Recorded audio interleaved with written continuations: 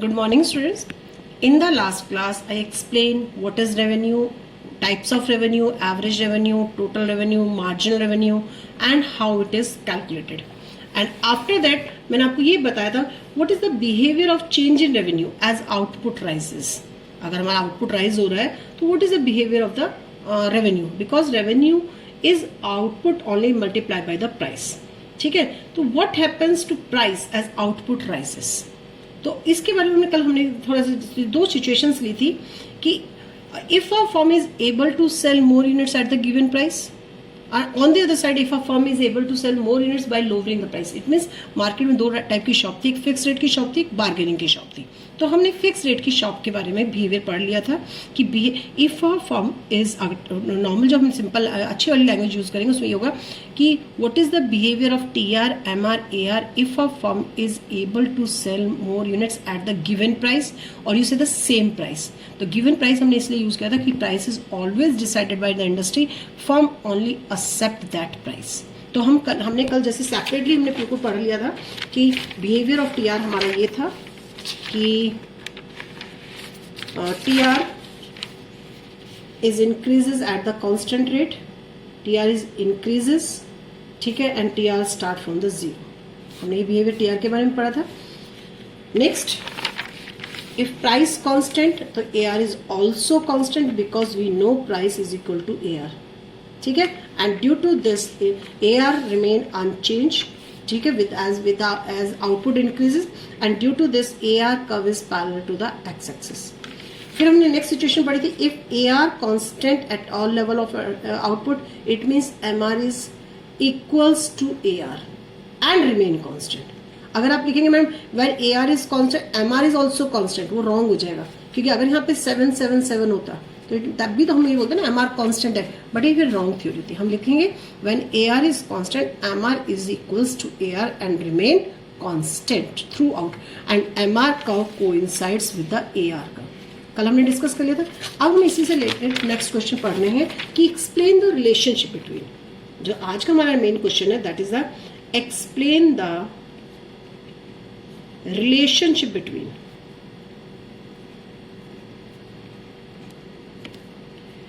Number 1 पे TR and MR, TR and MR, and second पे MR and AR. If a firm is able to sell more units at a same price or you say the given price, कि what is the relationship, दोनों के बीच में क्या relationship होगी अगर हमारी firms same price पे सामान सेल कर रही है. तो सबसे पहले रिलेशनशिप है हमारी TR MR की. तो फर्स्ट रिलेशनशिप हम एक्सप्लेन कर रहे हैं आंसर में TR एंड MR. तो आप यहाँ पे देखेंगे जो मैंने कल आपको दिखाया था शेड्यूल में, कल वाली ही लास्ट क्लास वाली ही आपकी यूज करूंगी.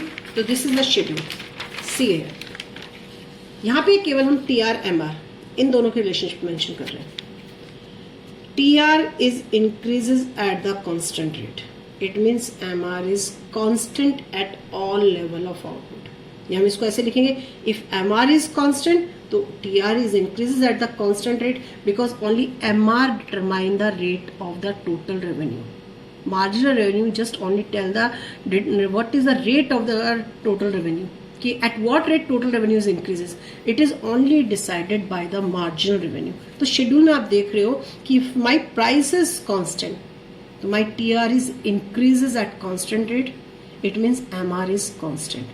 तो आप इसको ऐसे भी लिखेंगे if TR is increases at the constant rate, it means MR is constant, और if you say MR is constant, it means TR is increases at constant rate. इसकी सिचुएशन इसकी रेट को डिसाइड करती है. If it is constant, it is constant rate. If it is increasing, it is increasing rate. If it is decreasing, it is a decreasing rate. ठीक है, तो हमारे पास simple सा एक आंसर आ गया. बस एक लाइन है इसमें, कुछ नहीं. If MR is constant, it means TR If MR is constant at all levels of output, at all levels of output. It means TR rises at a, यहाँ पे कांस्टेंट है तो TR rises at a constant rate. That's all. बस simple एक line का answer है. MR constant, TR is rises at a constant rate. Now show this. See the diagram. तो ना पे यहाँ पे TR कर्व ना कनकेव बनेगा ना कन्वेक्स बनेगा, ओनली स्ट्रेट लाइन बनेगा. याद रखना जब भी टोटल कांस्टेंट रेट से बढ़ता है तो curve is always in the straight line. तो अब हम MR and TR will be shown on the y axis, ठीक है, and output will be shown on the x axis. ठीक है. नाउ MR हमें पता था, MR curve is parallel to x axis. MR हमारा पैरेलल बनेगा. हमने देखा MR is constant at all level of output, but TR हमारा क्या था, इफ इट इज कांस्टेंट तो TR is increases at constant rate. Now curve is upward slope straight line, make a 45 degree angle. बस simple, clear. This is the relationship between MR and TR. The next one, MR and AR. The next relationship MR and AR की relationship, कि MR AR की relationship क्या है. तो simple, if price is constant, हम already discuss कर चुके थे बिहेवियर में सेपरेटली. तो if price is constant it means AR remain constant at all level of output.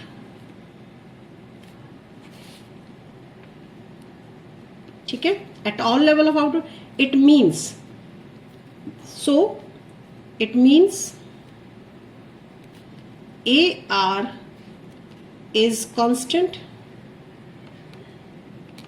AR constant होगा तो सीधा सा हम लिखेंगे, it means when AR is constant then MR is equals to AR. ये लाइन इंपॉर्टेंट है. मैंने आपको कहा था लास्ट में 5 लाइन में इंपॉर्टेंट लाइन कराऊंगी, तो उसमें 5 में सिंपल एक लाइन ही आ गई. If MR is constant TR is increase at constant rate.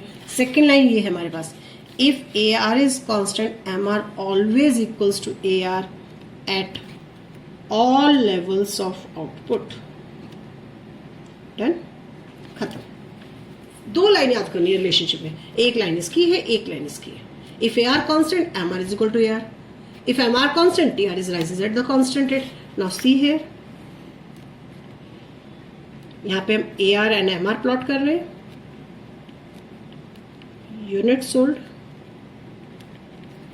If AR is this, if AR constant, तो MR just is equal to AR. It means MR curve coincides with the AR curve. तो यही curve मेरा MR curve भी हो जाएगा. Now see, it is a MR and AR curve. Clear, students? Okay. The next question is, explain the general behavior of TR, MR, AR if a firm is able to sell more units. Explain the behavior of TR, MR and AR if a firm is able to sell more units by lowering the price.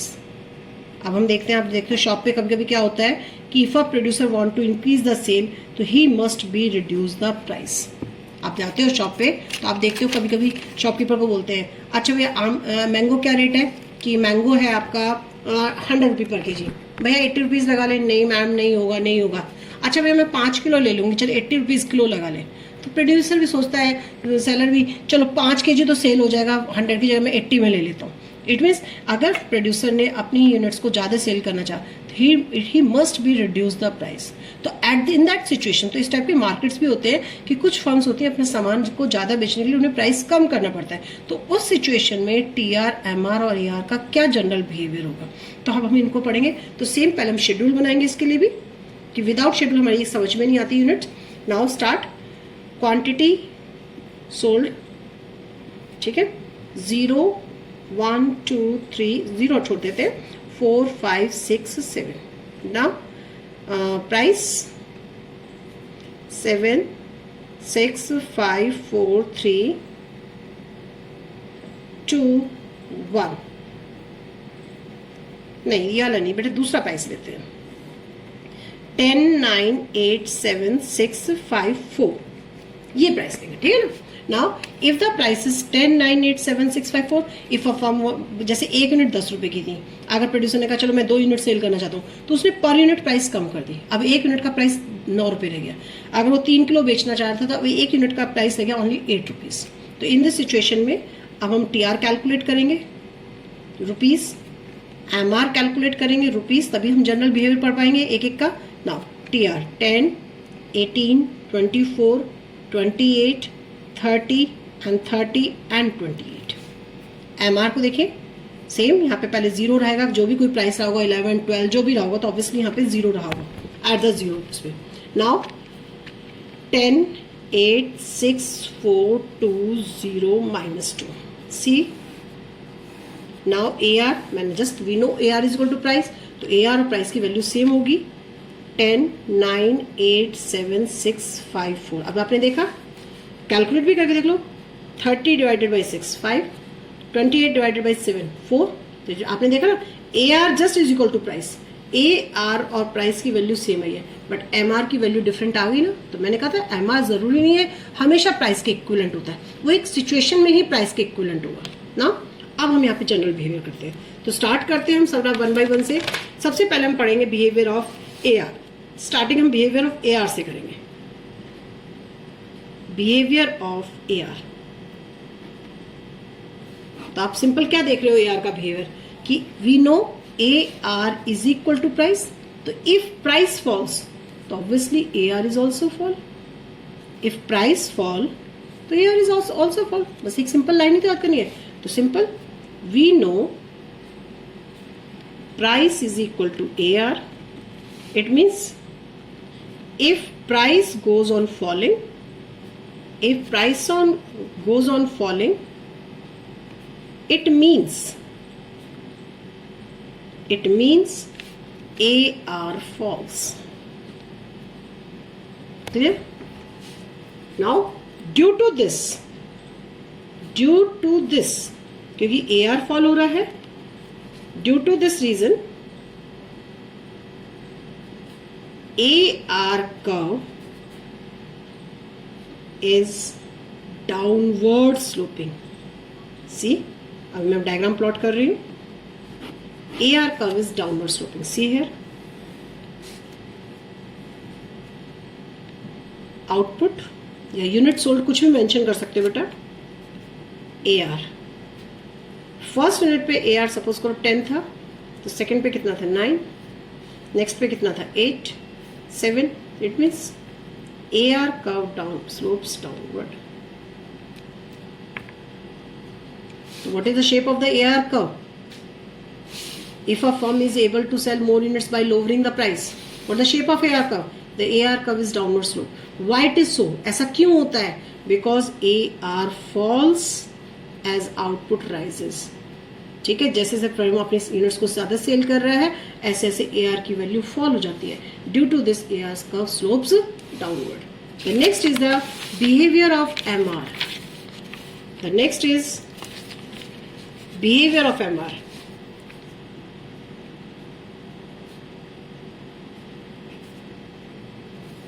MR का behaviour, see MR का behaviour अभी आप check कर लो. इसी schedule में हम check करते हैं.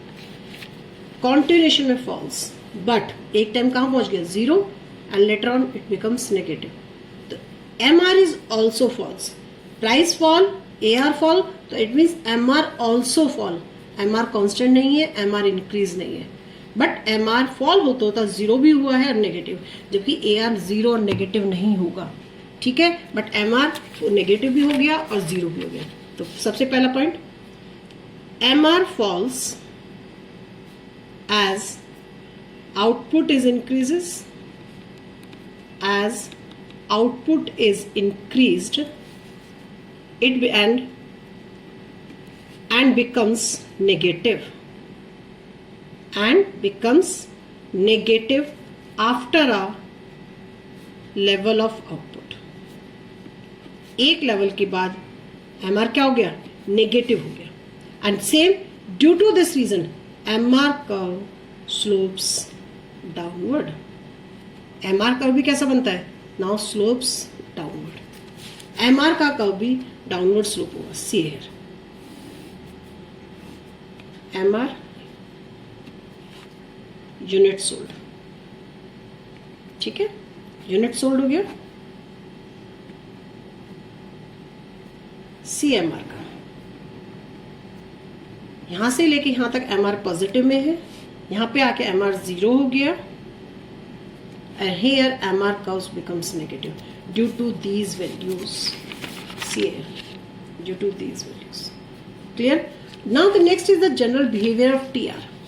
अब ध्यान से देखना, TR यहां से लेके यहां तक राइज कर रहा है, यहां पे कांस्टेंट है, यहां पे मैक्सिमम है, और यहां से TR ने फॉल्स हुआ. तीन सिचुएशन है, ध्यान से देखिए. TR is increases, then constant, then it reach the highest point, and last it starts fall. Once again I repeat, initially increase, then become constant, reach the highest level and becomes falling and start falling. But जो increase हो रहा है at what rate? Diminishing rate, constant rate या increasing rate? तो मैंने अभी थोड़ी देर पहले बताया था, who determine the rate of the total? Only the marginal revenue. If MR constant, so it means TR is increasing at the constant rate. But here MR is falling.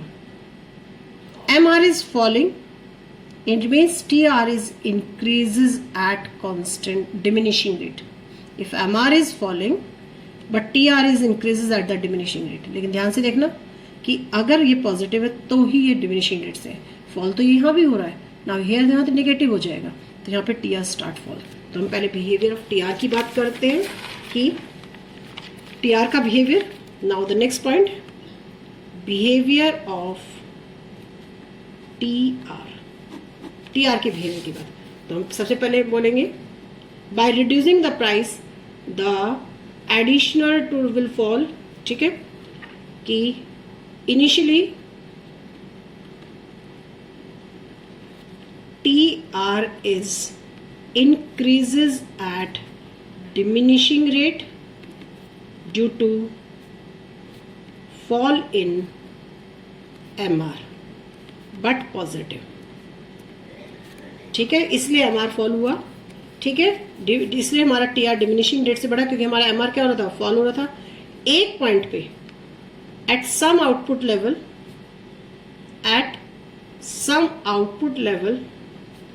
TR becomes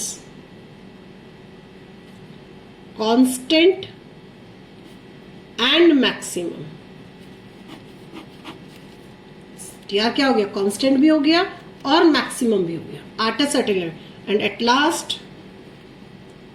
TR start falls. Clear हो गया?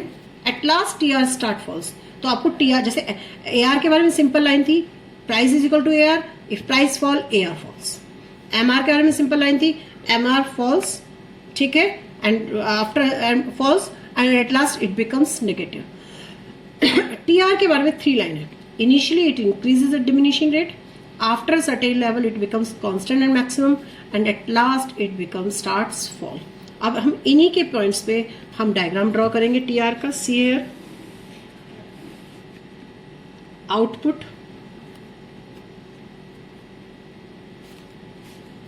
TR is increases at diminishing rate, becomes constant and maximum, and start falls. This is the diagram of the TR. ठीक है, this is the diagram of the TR. Clear हो गया? यहाँ पे I think now TR curve is upward sloping and concave. Upward sloping and concave हो गया, stops rising hair हो गया, एंड यहाँ से स्लोप्स डाउनवर्ड हो गया. Upward sloping, concave, stops rising and reach the highest point, and now TR curve slopes downward. तो this is the shape of the TR curve. तो ये सेपरेटली बिहेवियर था हमारे पास, AR, MR and T R. Same यहाँ भी वही question आता है, एक्सप्लेन द रिलेशनशिप बिटवीन, कि अब इनके रिलेशनशिप्स क्या है। एक्सप्लेन द रिलेशनशिप बिटवीन, ध्यान से देखिए the last question, the relationship between T R and M R and A R and M R. A और बी दो रिलेशनशिप्स बतानी है। If a firm is able to sell more units by lowering the price। ठीक है, तो पहली relationship हमारे ले रहे हैं हम T R and M R की। तो सिंपल सी वही रिलेशनशिप है कि if M R is falls but positive. Simple, अगर हम इसी शेड्यूल पे बात करते, सी है, हमने नई शेड्यूल ले ली। If M R falls but positive, it means TR is increases at diminishing rate. If MR is 0, now TR reaches constant and maximum, and if MR becomes negative, now TR start falls। तो 3 points है हमारे पास MR and TR के relationships के। ठीक है, number first, पहला relation, if TR is increases at diminishing rate, if TR is increases at diminishing rate, then MR falls but positive। This is the first point. The second point, when TR is maximum and constant, now MR is 0। And the third point, when TR falls, now MR becomes negative।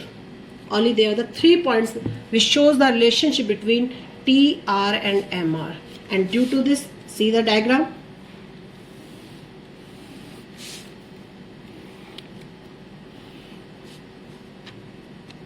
TR rupees, unit sold, MR rupees, unit sold. ठीक है, first you draw the MR का, वो ज़्यादा easy रहता है। Always draw the MR का, it is the MR का, hedge the MR point का 0। तो यहीं पे हमारा हमने देखा, अभी डिस्कस किया है कि TR यहीं पे मैक्सिमम होगा। It means TR, when TR is maximum, when TR is maximum, at that time MR is 0, it means TR curve now like this। So when MR falls but positive, at that time TR is increases at diminishing rate। When TR reaches maximum and constant, now MR 0, now TR start falls, it means MR becomes negative। Clear हो गया? Now MR becomes negative। Clear? Now the last relationship, the relationship between AR and MR। Now the relationship between AR and MR, if a firm is able to sell more units, if a firm is able to sell more units by lowering the price, AR MR की relationship. अब हम इसको इसी diagram से check करेंगे। आप यहाँ schedule से चेक करेंगे, हमारे पास जो भी शेड्यूल थी सी है। अब आपको इस शेड्यूल को बहुत ध्यान से देखना है। If AR falls, MR is also fall, but the value of MR is less than AR। Simple एक लाइन आपको याद करनी है, if AR falls, MR also falls, but MR falls twice rate than the AR। देखिए सी है, यहाँ पे हम पहला पॉइंट लिखेंगे, if when AR falls, MR also falls, but twice rate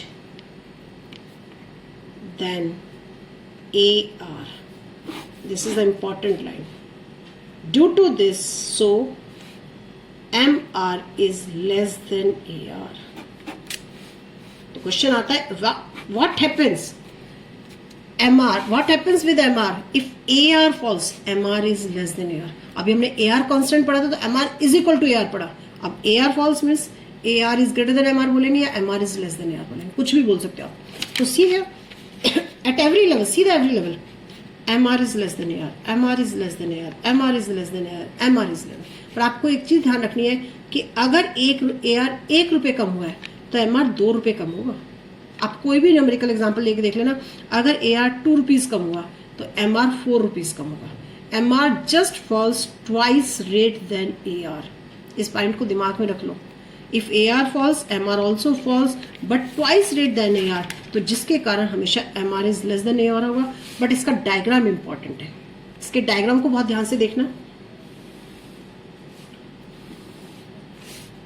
MR and AR clear हो गया? ध्यान से देखेंगे. आउटपुट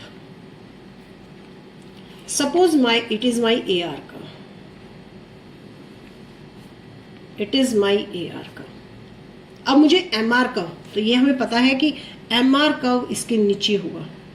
ठीक है, याद रखना MR कर्व जो ड्रॉ होगा वो हमेशा इसके नीचे होगा. Clear? Because value of the MR is less then the AR at the every level of output.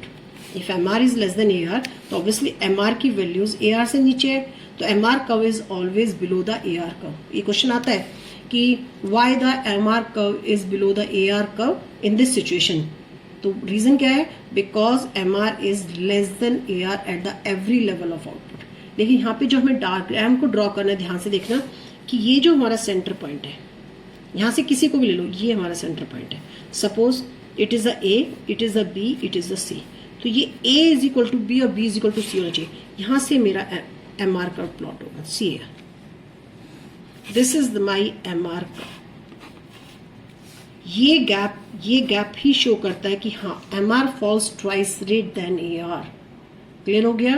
ध्यान से सुन लो. MR curve lies below the AR curve because MR falls at a faster rate than AR. But हमें ये भी पता है MR फॉल्स at the twice the rate of AR, so MR curve lies at the center of the AR curve. MR curve lies at the center of the AR curve and y-axis. MR curve lies at the center of the AR curve and y-axis. AR curve and Y axis किसी भी point पे चले जाओ. यहाँ पे चले जाओ AR curve Y axis के सेंटर में आएगा, यहाँ भी AR कर्व वाई एक्सिस के सेंटर में आएगा. Because MR falls twice rate than the AR. इन्हीं टॉपिक्स के साथ हमारा चैप्टर बेटा क्लोज हो जाता है. ठीक है, होपफुली आपको अंडरस्टैंड हो गया होगा. बट डायग्राम ओनली 5 लाइन्स में याद करनी है. If AR constant, MR is equal to AR, it means TR is increases at the constant rate. एक लाइन में सब कुछ खत्म हो गया. AR कांस्टेंट था, MR is equal to AR हो गया. MR कांस्टेंट था, इसलिए TR is increase at constant rate हो गया. Second line, if AR falls, MR is also falls but twice rate than the AR, so MR is less then the AR. If MR falls but positive, TR is increases at the diminishing rate. If MR become constant maximum, TR is if MR becomes 0, TR becomes constant maximum, and at last if MR becomes negative, TR starts fall. ठीक है बेटा? Okay.